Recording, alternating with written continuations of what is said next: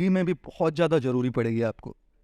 एक बार एक इंसान था, एक आदमी था और उसको अपने घर पहुंचना था गाँव।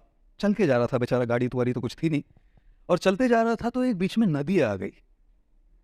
अब नदी पार करनी थी लेकिन नाव नहीं थी, नौका नहीं थी, कोई बोट नहीं थी, और तैरना जानता था लेकिन इस नदी का जो प्रवाह था, वेग था, इतनी तेज रफ्तार से पानी जा रहा था, तो जाए कैसे नदी को पार करके। बैठा, सर खुजलाया, फिर उसने सोचा यहाँ कुछ बैम्बू पड़े हैं और सूखी हुई घास पड़ी है। तो सारे बैम्बू को इकट्ठा करके उस घास से बांधा, और जिसको अंग्रेजी में एक रैफ्ट कहते हैं, कैसे मेकशिफ्ट बोट जैसा बना, उस रैफ्ट को लिया, उस पे बैठा और 2 बैम्बू की लकड़ियां लेके नदी को पार कर गया। फिर उसने सोचा कि भाई ये रैफ्ट मैंने बनाया है, मेरे हाथों से बनाया है, और मेरी जिंदगी के सबसे मुश्किल घड़ी में ये इसने मुझे नदी पार कराई है, तो इसको पीछे छोड़ के कैसे चला जाएगा। तो उसने वो रैफ्ट अपने पीछे, पीठ पीछे बांध लिया, जैसे आजकल बैकपैक वाले होते हैं। ये बैकपैक वाले, हाय भगवान बचाए उनसे सबको। जब भी फ्लाइट में जाए तो मैं खड़ा रहता हूँ, मुझसे सेल्फी लूं सर, हेलो बोल के बैकपैक से यूं मार के जाता है। उनका मारने का कोई इंटेंशन नहीं होता, लेकिन बेचारे वो पीछे लगा होता है, सबके मुंह पे चपाट चपाट मेरे तो कितने लगे बैकपैक से। ये बड़ा रैफ्ट लगा के पीछे चलते जा रहा था।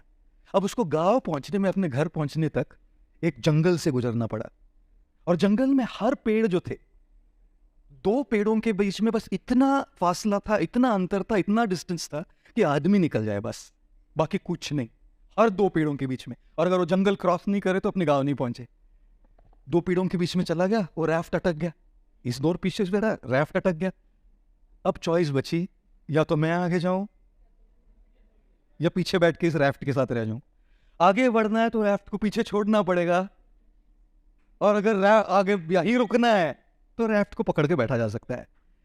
तभी इसने सोचा कि भैया अपने डेस्टिनेशन तक अगर पहुंचना है तो भले ही ये मैंने बनाया है, भले ही मेरे सबसे मुश्किल घड़ी में इसने मेरा साथ दिया है, लेकिन अगर आगे बढ़ना है तो इन पुराने तौर तरीकों को पीछे छोड़ना बहुत ज़्यादा ज़रूरी है, नहीं तो आगे तो बढ़ोगे नहीं।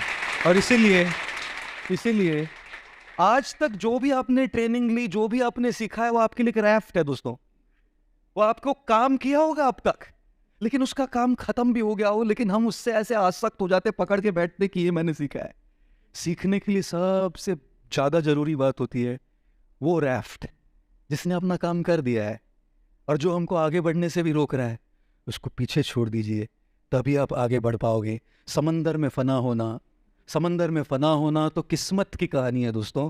समंदर में फना होना तो किस्मत की कहानी है। दुख तो उन पे होता है जो किनारों पे मर जाते हैं। इसीलिए बड़ा बिजनेस आपको किनारों पे मरने नहीं देगा। किनारों पे